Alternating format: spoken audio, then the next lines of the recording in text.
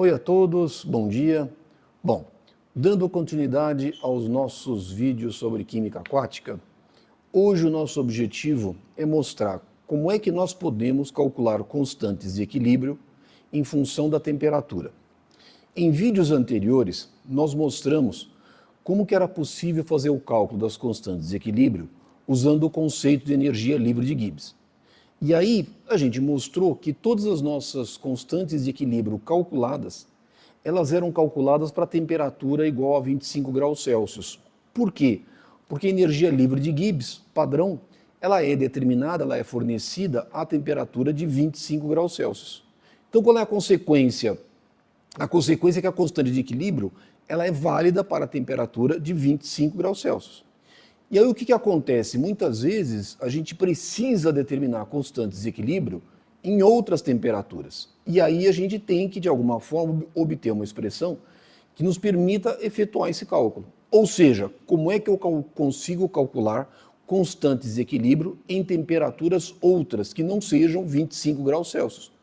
Porque a temperatura, do ponto de vista ambiental, é uma grandeza extremamente relevante. Então, muitas vezes eu preciso de cálculos onde a minha temperatura não é 25 graus Celsius, eu tenho outros valores de temperatura. E o que acontece? Existe uma expressão chamada equação de Van Hoff,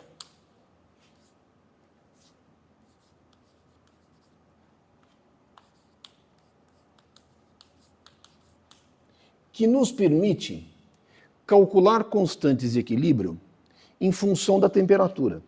E essa equação me diz o seguinte, que o Ln de uma constante de equilíbrio a uma temperatura 2 sobre a constante de equilíbrio a uma temperatura 1, ou seja, Ln de K2 sobre K1, ela é igual a ΔH0, onde ΔH0 é a entalpia de formação da minha reação química, dividido pela constante universal dos gases, temperatura T2 menos T1, dividido por T1 vezes T2. Esta equação, ela é rotineiramente ensinada nos livros de química aquática como sendo uma ferramenta que nos permite calcular a variação de constantes de equilíbrio em função da temperatura. Qual que é o meu objetivo neste vídeo? É nós demonstrarmos esta expressão. Então, o que eu quero? Neste vídeo, eu vou mostrar para vocês a origem desta expressão e as hipóteses que nós normalmente fazemos para obtermos esta expressão.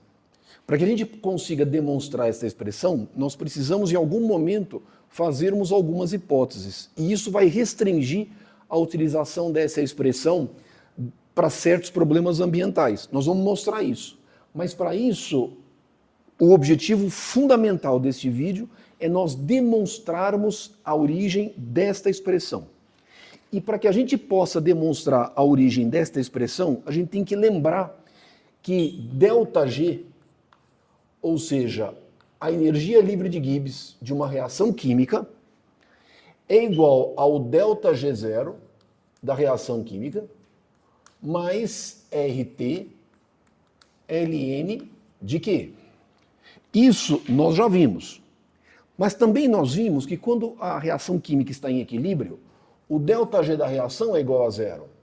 Portanto, ΔG0, agora eu vou escrever ΔG0, eu vou evitar de colocar o RQ de reação química, porque nós já sabemos que esse ΔG0 é o ΔG0 dos produtos, menos o ΔG0 dos reagentes, ou seja, é a energia livre de Gibbs para a condição padrão da reação química. E eu sei que isso é igual a menos RT, agora se está no equilíbrio, isso aqui é Ln de K.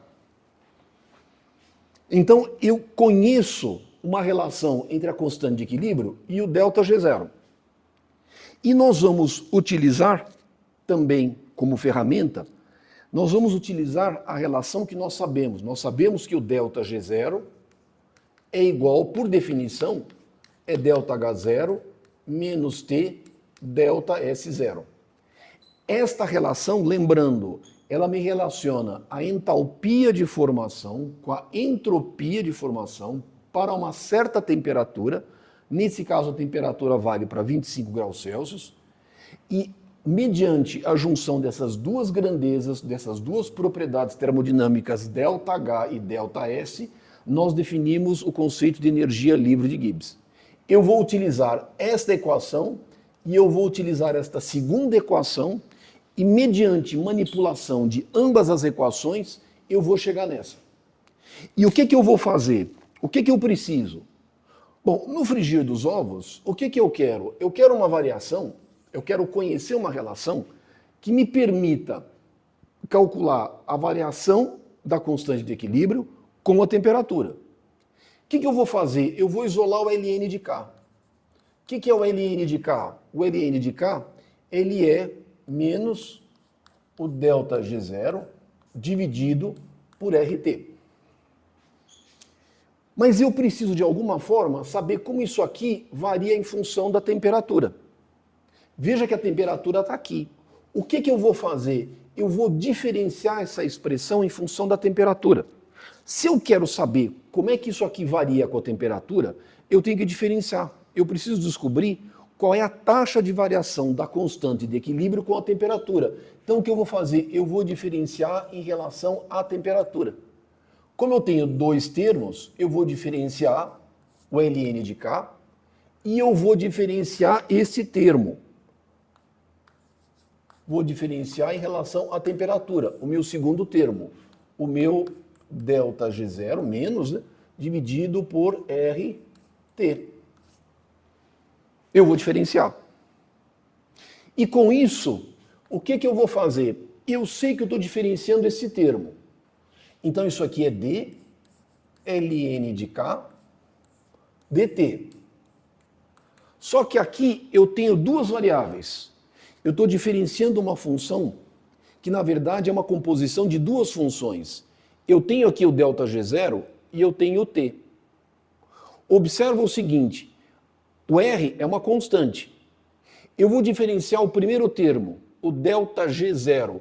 O que é isso aqui? Isso aqui vai ser... Ops, vamos ver se eu não errei aqui uma coisinha. Menos. Não, o menos está aqui dentro. Eu vou diferenciar o ΔG0. O que é isso? É menos... Então, o RT vai sair, eu estou diferenciando esse termo, isso aqui vai ser a derivada do ΔG0 em função do T. Então, isso aqui é 1 menos 1 sobre RT, a derivada do ΔG0 em função do tempo. Só que eu tenho um segundo termo. Esse segundo termo é a temperatura. Só que veja que a temperatura aqui é T. Ela está como denominador. Então, isso significa que se eu passar para o numerador, ela ficaria T a menos 1. E eu consigo diferenciar em relação ao tempo. Como é T a menos 1, isso vai dar origem, o ΔG0 agora é constante, ΔG0 sobre R é constante, e isso dá origem a T elevado a menos 2. Vai aparecer T ao quadrado aqui. Ou seja, o que eu fiz? Eu derivei o ΔG0 em relação ao tempo e derivei o ΔG0 em relação à temperatura e derivei a temperatura em relação à temperatura. Me dá origem a esta expressão. Agora veja que apareceu o ΔG0 aqui. Mas o que é o ΔG0? ΔG0 é ΔH menos T ΔS0. Então, o que eu vou fazer? Eu vou derivar o ΔG0 em relação à temperatura. O que eu vou escrever? Eu vou escrever que ΔG0 é igual a ΔH0 menos T ΔS0. E aí, o que eu vou fazer? Eu vou derivar todos esses termos em relação à temperatura. Então, eu tenho D ΔG0 dt, que é igual a d ΔH0 dt, e aqui eu tenho dois termos. Eu tenho a temperatura e o ΔS0. Eu vou derivar primeiro em relação à temperatura. Se eu derivar em relação à temperatura, esta expressão, ou seja, eu tenho aqui a seguinte expressão, vamos escrever, eu tenho menos dt delta S0 dt. Só que este termo aqui, eu vou derivar, como eu tenho duas funções, eu posso derivar este termo em relação à temperatura e depois o delta S0 em relação à temperatura. O que é que eu vou ter? Eu vou ter delta S0, derivei em relação ao t, mais o tempo e agora d delta S0 dt. Lógico, isso aqui é isto aqui. Este termo é este termo aqui. Não podemos esquecer que aqui tem um sinal de menos. O que significa isso?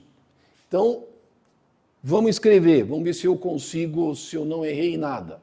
Então, esta derivada, o d delta G0 dt é igual a d delta H0 dt.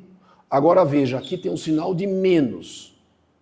Então isso vai ser menos delta S0 e menos t d delta S0 dt. Vamos ver se eu não errei em nada. Isso, está perfeito. Então, este termo que está aqui é este termo que está aqui.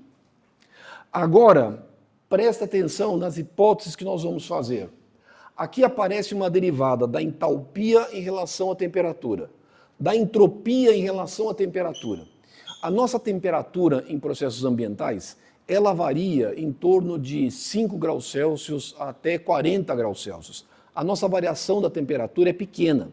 Então, qual que é a hipótese que eu vou fazer? Hipóteses. E essas hipóteses são super importantes.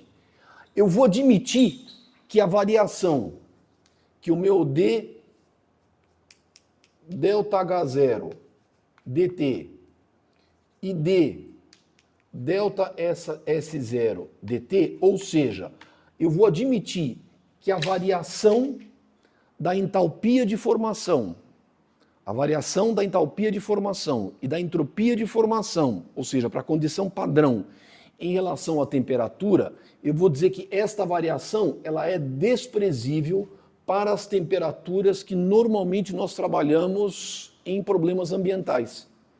Se essa variação ela é desprezível, ela é pequena, se essa taxa de variação é pequena, então o que significa isso? Significa que este termo é igual a zero. Que este termo é igual a zero. E, portanto, a derivada da energia livre de Gibbs em relação à temperatura é equivalente a menos delta S0. Ou seja, esta grandeza de delta G0 dt, ela é igual a menos delta S0. E na hora em que eu consigo esta relação, agora eu vou substituir isso aqui. Eu vou fazer essa substituição. Ou seja, o que eu vou fazer? Agora eu posso fazer a minha simplificação nessa equação aqui. Bom, deixa eu ver o que eu posso fazer aqui. Deixa eu apagar aqui. Deixa eu apagar aqui, deixa eu apagar aqui. Agora eu posso apagar aqui. Posso apagar esses termos. Posso apagar esses termos. Vamos deixar por hora a nossa equação última, para que a gente não se perca. E agora a gente pode fazer as simplificações. No final das contas, o que é isso aqui? Ops! Eu acho que no final das contas eu acabei apagando. O que é isso aqui? Vamos lá. O que... Vamos ver.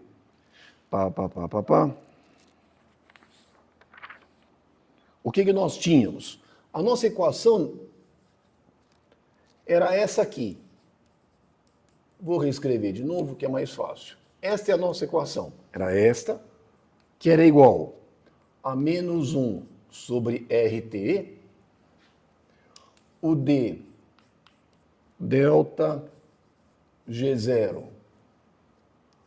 dt, mais delta G0 RT quadrado. Essa era a nossa equação. E o que nós chegamos? Nós chegamos à conclusão que a derivada da energia livre de Gibbs em relação à temperatura é igual a menos delta S0. Então, este termo aqui, o que esse treco é? Isso aqui é menos delta S0. Qual é a consequência disso? Vamos escrevendo. D ln de K em relação à temperatura vai ser igual, aqui eu tenho menos 1 sobre RT, isso aqui é menos delta S0, então isso aqui vai ser delta S0 sobre RT mais delta G0 RT quadrado. Nós já estamos começando a chegar lá. O que eu vou fazer? Veja que aqui aparece um RT. E aqui aparece um RT quadrado. Eu quero aparecer aqui no denominador T ao quadrado. O que eu vou fazer? Eu vou multiplicar o numerador e o denominador pela temperatura. Então, que expressão que eu vou obter? D ln de K em função da temperatura, a derivada da constante de equilíbrio em relação à temperatura do ln. Isso aqui vai ser igual a delta S0 vezes T. E eu vou multipliquei o numerador e o denominador por T, vai aparecer T ao quadrado aqui, mais delta G0 e aqui RT quadrado. Olha, bolas, agora sim, agora está ficando bom. Aqui aparece RT quadrado e aqui aparece RT quadrado. Então agora eu posso somar. Somando, o que eu vou ter? Eu tenho D ln de K dt igual delta G0 mais T delta S0 dividido por RT quadrado. Agora, olha que interessante. O que é isso aqui?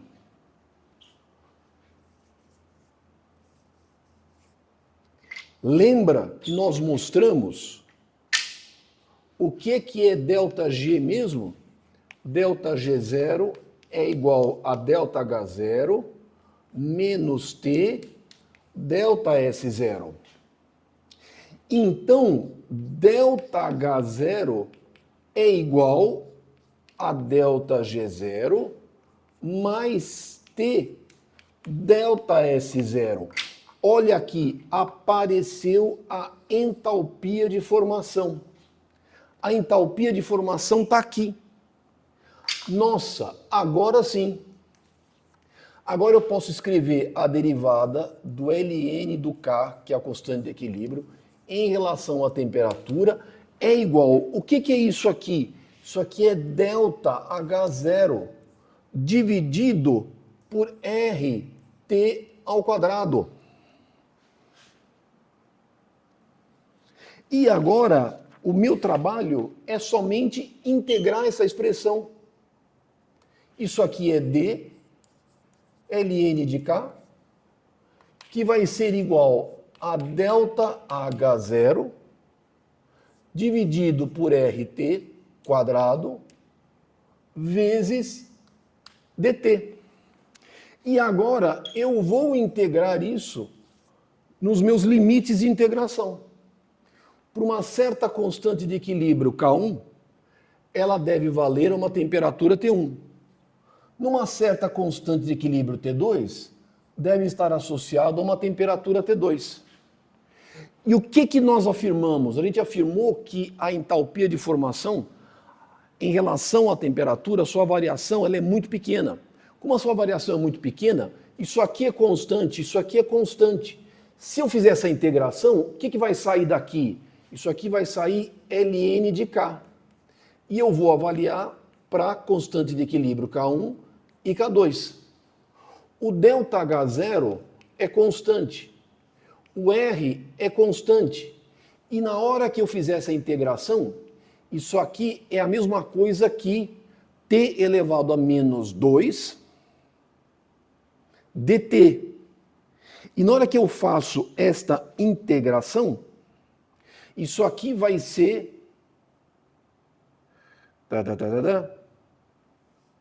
vai ser igual a menos 1 sobre T elevado à temperatura T1 e T2. Por que menos? Porque aqui vai ficar T, se eu passar para o numerador, isso aqui é T elevado a menos 2. Então, se eu fizer a integração, isso aqui vai ser T elevado a menos 1. Só que eu preciso do sinal negativo. T elevado a menos 1 é 1 sobre T. Então, eu tenho ln de K2 sobre K1, apareceu aqui. E agora eu tenho aqui a minha integração. Eu tenho ΔH0 sobre R. E agora, temperatura T2 menos 1 sobre T2, mais 1 sobre T1. Agora, eu preciso só trabalhar melhor esta expressão. E aí, finalmente, eu cheguei no meu resultado. Finalmente, eu cheguei no meu resultado. Ou seja, eu consegui mostrar agora que essa constante de equilíbrio, ela depende essencialmente de quem? Ela depende só da entalpia de formação e de um certo intervalo de temperatura. No final das contas, o que é que eu tenho? ln de K2 sobre K1, está aqui, ΔH0 sobre R. Aqui eu tiro o mínimo múltiplo comum, vai aparecer T1, T2. Aqui vai aparecer menos T1 e aqui mais T2. Eu inverto para ficar com o sinal positivo.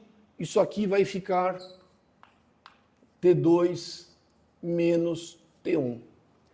Portanto, consegui demonstrar a famosa equação de Van Hoff. E para que eu pudesse demonstrar esta expressão, deixa eu ver se está tudo certinho. Isso mesmo, menos. Isso, perfeito, é isso aí. Então, consegui demonstrar finalmente a equação de Van Hoff. Aonde agora, se eu conhecer a constante de equilíbrio K1 numa temperatura T1, e normalmente eu conheço. Por quê? Porque eu consigo calcular essa constante de equilíbrio, K1, a temperatura de 25 graus Celsius. E aí, se eu variar T2, eu consigo calcular a constante de equilíbrio K2. E aí eu preciso de quem? Da variação da entalpia da reação química.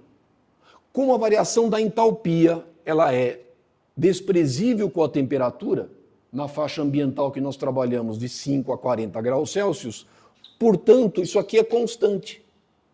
Então, agora a gente conseguiu demonstrar a equação de Van Hoff. O que a gente tem que fazer agora? Agora a gente tem que apresentar alguns exemplos de cálculo de como é que eu consigo utilizar esta equação numa série de problemas ambientais que a gente tem. Então, nosso objetivo nesse vídeo agora foi claro. Eu consegui demonstrar essa equação. Uma vez demonstrada, o que a gente precisa fazer agora são aplicações. E aí a gente tem que mostrar como que eu consigo utilizar esta equação no nosso dia a dia para cálculo, para determinação de constantes de equilíbrio. Tá bom? Então, lembrando sempre as nossas homenagens, hoje a nossa homenagem é ao Ramones. É uma super banda.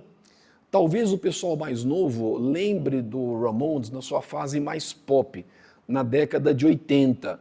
E aí eles tiveram uma fase pop relativamente forte, mas o Ramones, ele foi uma banda muito importante na história do rock and roll, porque eles, juntamente com os Sex Pistols, eles fundaram o punk rock. Os Sex Pistols na Inglaterra, o Ramones nos Estados Unidos, e eles fundaram um estilo de rock and roll muito simples, música simples, músicas com acordes simples, guitarra simples, bateria simples, músicas curtas, 2, 3 minutos, e praticamente eles, cara, revolucionaram o rock and roll, criaram um estilo de rock and roll diferente. Então, não deixem de escutar Ramones. E aí eu recomendo que vocês escutem Ramones quando eles surgiram, na década de 70. Os 3 primeiros discos do Ramones, lá atrás, na década de 70, cara, é fora de série. Não deixem de escutar. Então, a nossa homenagem querida ao Ramones, que influenciou bandas do mundo inteiro. O nosso abraço a todos aqueles que amam rock and roll. E não deixem de escutar Ramones. Nota 10, tá bom? Então, turma, um abraço a todos e até os nossos próximos vídeos, onde nós vamos fazer exemplos de aplicação da equação de Van Hoff. Tá bom?